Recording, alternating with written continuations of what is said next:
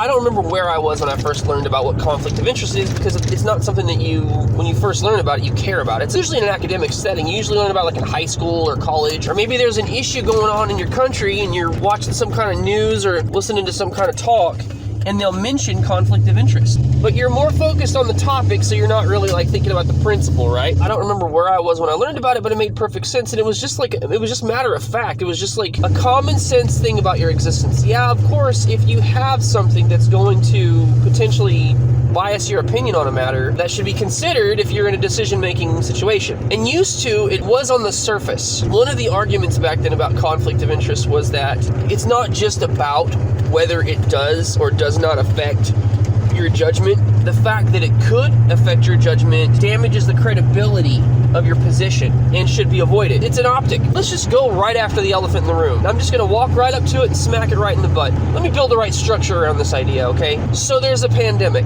A vaccine comes out. Hey, this vaccine's going to end the pandemic. We can get out of our houses again. We can take off our masks. Yeah, I don't get flu shots, man. I don't go to the doctor very often unless it's like a real big deal. I don't get checkups. I don't go to the dentist. My teeth still chew. I still look as good as I ever did. The point is that there's this movement to convince me to get a vaccine. Well, people who are involved with convincing me, the news channels are sponsored by the pharmaceutical industry. It recently came out that there are financial connections between the pharmaceutical industry and Anthony Fauci, like guy who's supposed to be telling Americans, hey, I'm a doctor, do what I say, right? The point is that, okay, hold on a minute.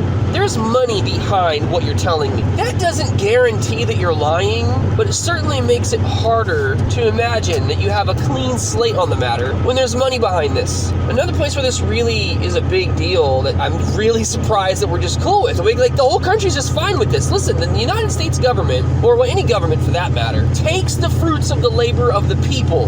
We work, we earn money, government takes the money, and then they do the things that they're doing.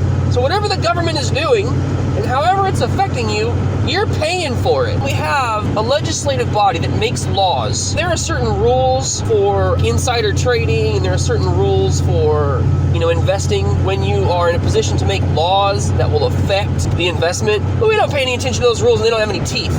Occasionally when you really want to put somebody under the bus, oh, you broke this law, just think about the logic behind this. You are a legislator. It is your job to make laws that affect every part of the United States. Okay, you're in Congress. That's your job, to make laws.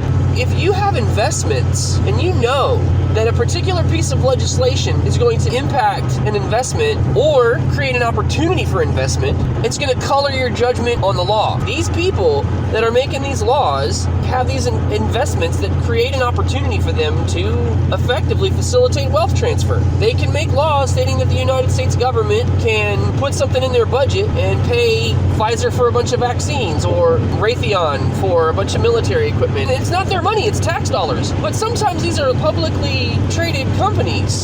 So a congressperson could buy a bunch of share in Raytheon, pass a resolution that we can go invade a country, take your tax dollars, give it to Raytheon, and then they get dividends. That is a transfer of wealth facilitated by the people making the laws that dictate where your money goes. That is a conflict of interest. You want me to believe that you're actually making laws for the people of the United States of America and not like a small group of wealthy elite? Don't let there be an opportunity for it to look like something's clouding your judgment. The trust of the people is a really big deal, especially in emergency situations like the pandemic. If you really want people to buy into your solution, you can't be allowing other sources of influence to impact your decisions that you're supposed to be making for the people.